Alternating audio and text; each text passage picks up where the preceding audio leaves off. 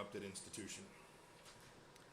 The United States has never ratified the Rome Statute that created the court, and we will not tolerate its illegitimate attempts to subject Americans to its jurisdiction. In June, the Trump administration authorized the imposition of economic sanctions against foreign persons directly engaged in ICC efforts to investigate U.S. or allied personnel and those who materially assisted in that effort. Today we take the next step because the ICC continues to target Americans, sadly.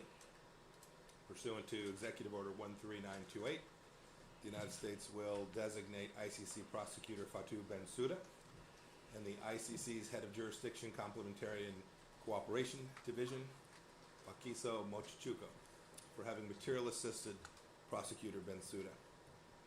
Individuals and entities that continue to materially support those individuals risk exposure to sanctions as well. Additionally, the State Department has restricted the issuance of visas for certain individuals involved in the ICC's efforts to investigate U.S. personnel. On the multilateral front further, I look forward to seeing my ASEAN Indo-Pacific counterparts next week at a host of virtual meetings.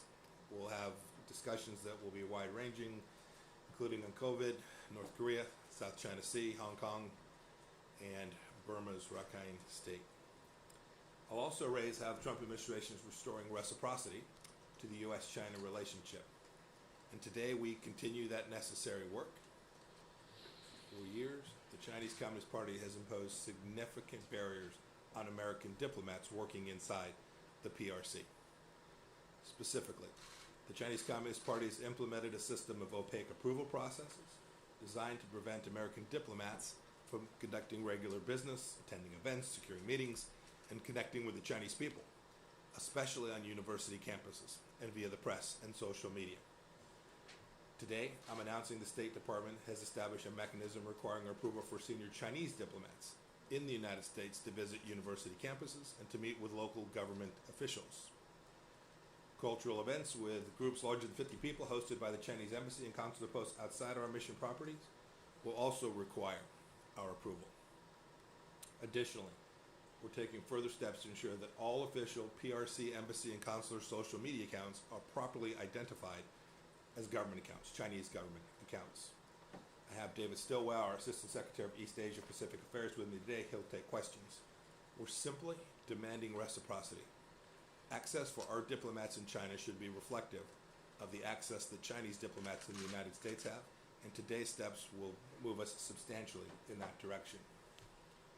Further on China, Undersecretary Kroc sent a letter recently to the governing boards of American universities, alerting them to the threats the Chinese Communist Party poses to academic freedom, to human rights, and to university endowments.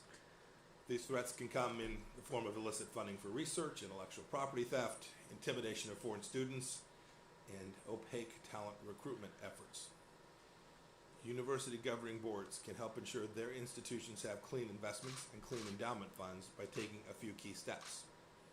Disclose all PRC companies' invested in endowment funds, especially those in emerging market index funds. Divest from Chinese companies on the Commerce Department entity list that are contributing to human rights violations, military coercion, and other abuses. And simply understand the recommendations issued by the President's Working Group on Financial Markets, which examine the risk to investors of Chinese companies that are listed on U.S. stock exchanges. Staying on China, but moving beyond our borders, we're hoping for a peaceful resolution of the situation on the India-China border. From the Taiwan Strait to the Himalayas and beyond, the Chinese Communist Party is engaged in a clear and intensifying pattern of bullying its neighbors.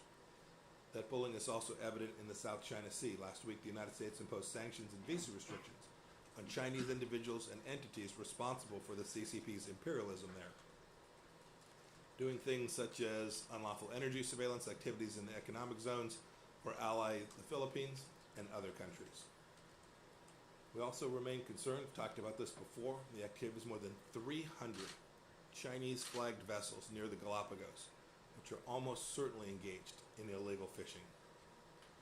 In light of this maritime lawlessness, it's no surprise that Beijing's candidate in the International Tribunal for the Law of the Sea election last week received more abstentions than any other candidate. China is the most flagrant violator of the Law of the Sea Convention, and nations all across the world are registering their disapproval. We're also concerned about Chinese actions in Tibet in light of the General Secretary's recent calls to synthesize Tibetan Buddhism and fight splitism there. We continue to call upon Beijing to enter into dialogue with the Dalai Lama or his representatives without preconditions to reach a settlement that resolves their differences. We're also tracking the situation in Belarus closely. Deputy Secretary Began traveled there last week at my direction. Belarusians deserve the right to choose their own leaders through a truly free and fair election under independent observation.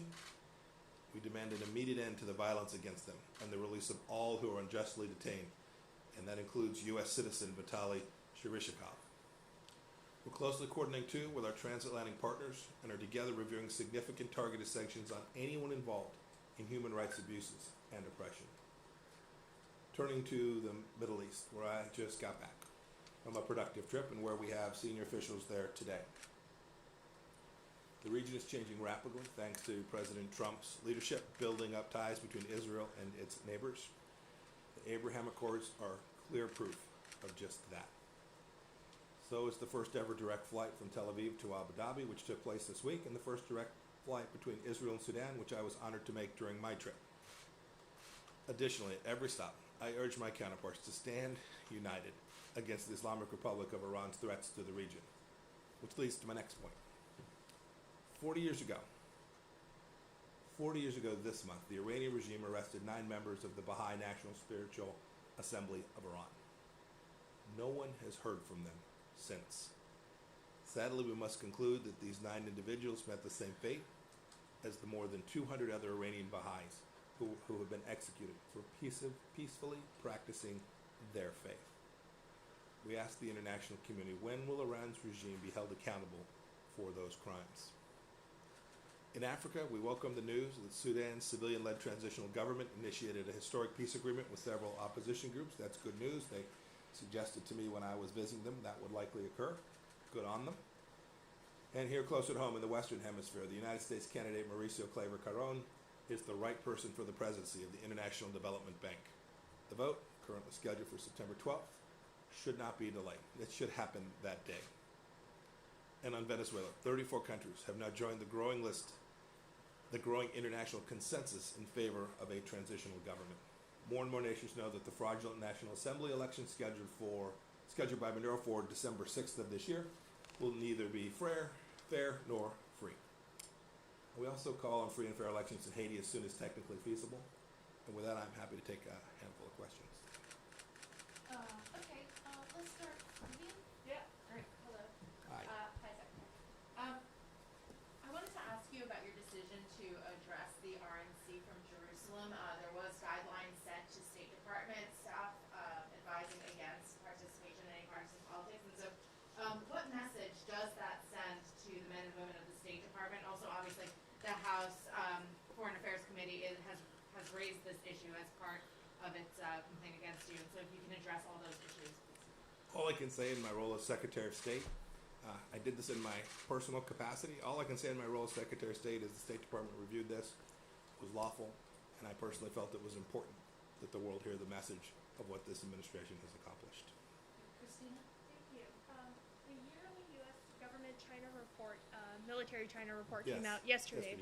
It said that China intends to double its nuclear warheads in the next 10 years and grow its global and naval presence. How do you think the U.S. and its allies should respond, and what do you think is the most alarming trend of China's military?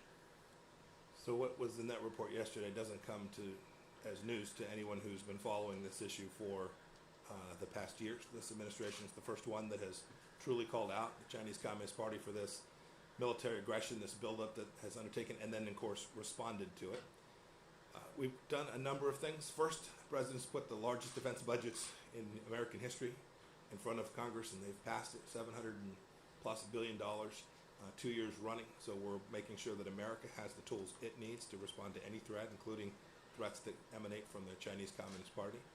Second, on particular pieces of this, I'll give you an example, the nuclear weapons. We have implored the Chinese to be part of our strategic dialogue. we've suggested it's in their best strategic interest, it's in our best strategic, it's in the world's strategic interest to reduce the risk from these most dangerous weapon systems. And we're in productive conversations with the Russian on this very thing. If the Chinese Communist Party is serious about participating on the global stage and being a nation of size and scale that is part of this community, then it has an obligation. When you build out a nuclear arsenal with the kind of missile testing, more missile tests in China last year than I think all Western nations combined. If you're going to be serious, you have to use those in a way that is consistent with how nations undertake their obligations under the nuclear proliferation treaties, and all those obligations, written, unwritten, signed, and unsigned, and then they should enter in these strategic conversations. Well, we want to make sure that the risk of using those weapon systems in particular is diminished, and we stand ready to have them join this conversation with the Russians. I hope that they will. Nadia. Good morning, Mrs. Chair. Yes, ma'am. A deputy to President Erdogan just said that Washington partial lifting of arms sale to Cyprus will agitate the conflict in the eastern of the Mediterranean. How do you respond to that, and how do you assess Turkey's influence in the Middle East? And on Lebanon, sir, if I can, the French president just wrapped a visit to Beirut. He met with all political leaders, yet we have Assistant Secretary David Schenker in Beirut, and he did not meet with any political leaders. Is this a message? And are you coordinating with the French on any initiative? So as for Lebanon, we're certainly in close conversations with the French. We shared the same objective. Ambassador Hale was in Beirut several weeks back now. He met with a number of political leaders. The objective is the same. Business as usual in Lebanon just is unacceptable. I think President Macron said the same thing. This has to be a government that conducts significant reforms, real change. It's what the people of Lebanon are demanding. And the United States is going to use its diplomatic presence and its diplomatic capabilities to make sure that we get that outcome. I think the French share that. I think the whole world, frankly, sees the risk. Look, the risk stares you in the face. Missile systems, precision-guided missions that the Hezbollah holds in the south. We all remember the history of Lebanon. Everybody disarms but Hezbollah. This is the challenge that is presented.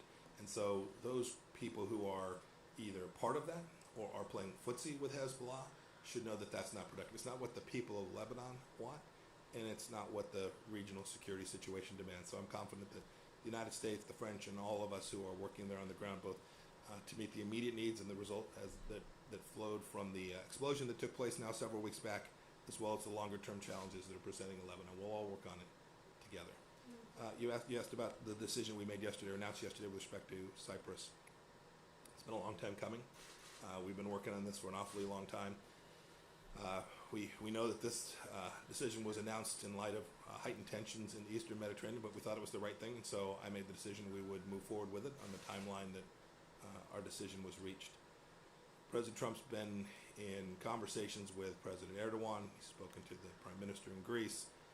We're urging everyone to stand down to reduce tensions and begin to have diplomatic discussions about the conflicts that exist there in the Eastern Mediterranean, the security conflicts, the energy resource conflicts, the maritime conflicts. They need to sit down and have conversations about this and resolve this diplomatically. It is not useful to increase military tension in the region. Only negative things can flow from that. Sir, should we I'll take a couple more. Okay. Hi. How do you justify the U.S. not joining the WHO-led COVAX effort to provide a vaccine globally when more than 170 other countries have joined? There is no nation that has been or will be as deeply committed to delivering vaccines all around the world as the United States of America. Not just in terms of dollars. We will dwarf every nation in terms of the financial resources, the goodness of the American people, to give our money to make sure that these vaccines are delivered all around. No nation will match us. It won't even be close. But it is also imperative that when we do that, we need to just do so in a way that's effective. It's not political, that it's science-based. And what we have seen demonstrated from the World Health Organization that it is not that.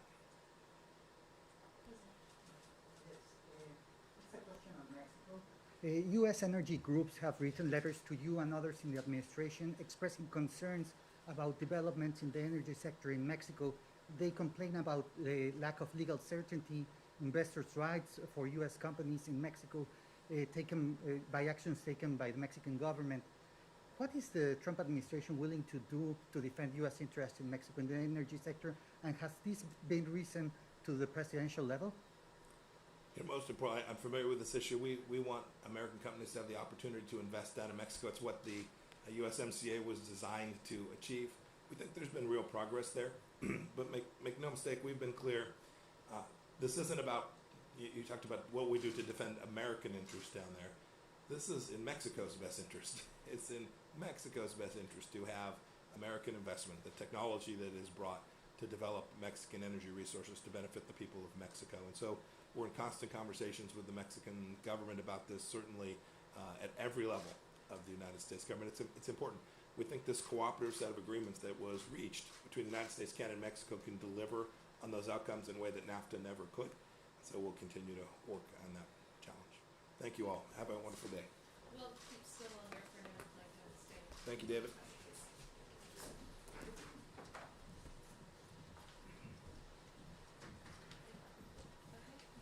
Let's try to get to everybody who hasn't gone yet. Rena,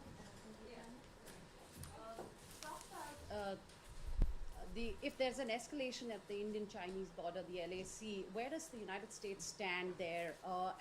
It also says the Chinese Foreign Ministry has come up with a statement saying that the U.S. role in cause for Tibet is the cause for Tibet. How do you respond to that? For the conflict in the Himalayas, like all things, especially related to the PRC's differences of opinion with its neighbors, is we advise them to return to dialogue, resolve these things peacefully without coercion, use of force. That applies to the many conflicts that are going on in China's periphery right now. You mentioned Tibet. Xinjiang, very concerned still about what they're doing there. Hong Kong activities, South China Sea, I could go on and on. What we've seen since the corona outbreak from Wuhan is it seems the PRC is trying to take advantage of the situation, and India, I think, is one of those examples of that. So, to our friends in Beijing, I would ask them to follow their commitment to resolve these things through peaceful means and dialogue. In case there's an escalation, will the U.S. share intelligence with India? Will they assist India? We'll To defer that question to others who are more closely related to the Indian part. Nick, go ahead. Nick. Thanks, Dave, for doing this. Since we have you, can you just explain why you think this move that the Secretary announced is necessary? And as you know, as